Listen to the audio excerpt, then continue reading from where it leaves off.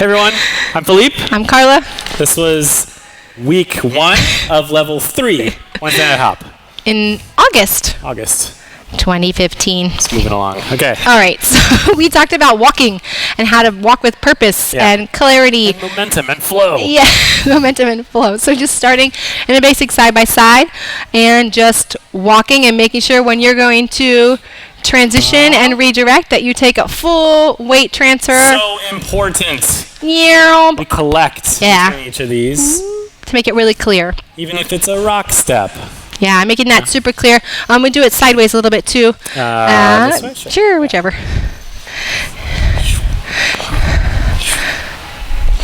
And if you kind of find yourself like, whoa, one, as a follower, you might be anticipating the movement a little bit, so kind of back off your energy and try to match your lead's energy.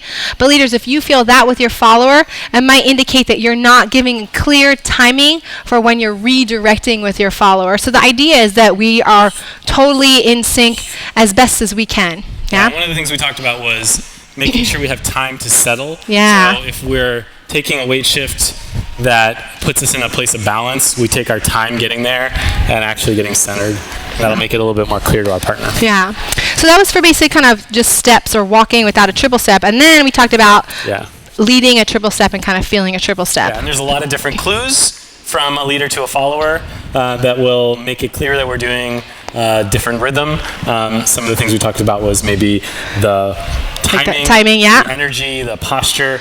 That follows through of a down and down. Down. Following through. And maybe also rotating our hips can help in the direction that we're going. So when we were kind of walking, we were a little bit more flat. Yeah, very straight. And our legs have a more natural inclination to just step. Whereas if we kind of lead into that with the hip a little bit, it's going to feel a lot more natural to do a triple. So it's just another way to clue your follow in. Yeah, it's easier for me to do a triple step when I have a little bit of this angle with my hip. My feet are kind of chasing each other as opposed to like trying to run by each other with very straight on hips. Yeah, and then we talked about doing that lead and follow side by side with triples and steps, and also moving to this open hand-to-hand position here. Getting full weight shifts.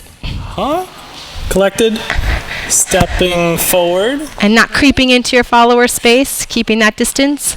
Follows your arms are relaxed, hanging down, kind of like you have a weight on your elbows. Same for the leads. Or that kind of velvet rope between us. And then we talked about changing our orientation a little bit of our body, right? To get that angle. And driving through, driving through, driving through. Straight on for walks. And just kind of mixing and matching these things together. Really, again, about purpose of movement and clarity between steps and triples. And it looks easier than it is, especially when you start changing the tempo and doing less repetitions and more transitions with redirection. Yeah, less predictable rhythms, right? We can mix and matches however we want. This stuff's really important for where we're going to go over the next couple of weeks, because we're going to be talking about how to accelerate and decelerate your follower with your body movement leads, and be really clear on what choice of stepping you're asking from your follower. And we did a little bit of that. Yeah, we did some tonight with a basic pull-in. So our basic might have triple steps behind it for like a 6-count feel.